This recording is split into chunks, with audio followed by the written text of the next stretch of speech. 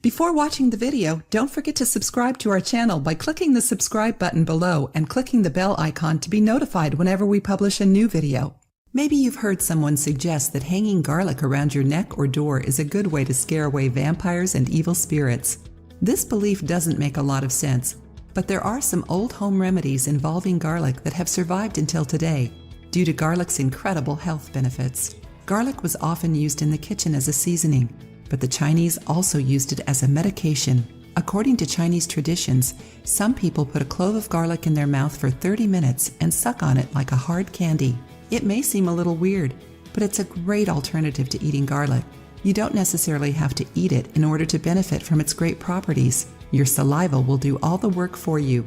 But what benefits does garlic have? That's what we're going to show you in today's video.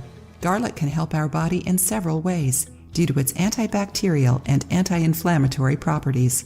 Garlic's main health benefits are: prevents and removes plaque buildup in arteries, regulates blood sugar levels, regulates blood pressure in cases of hypertension, protects against cancer, stimulates the immune system, controls appetite, prevents kidney stones, relieves flu and cold symptoms.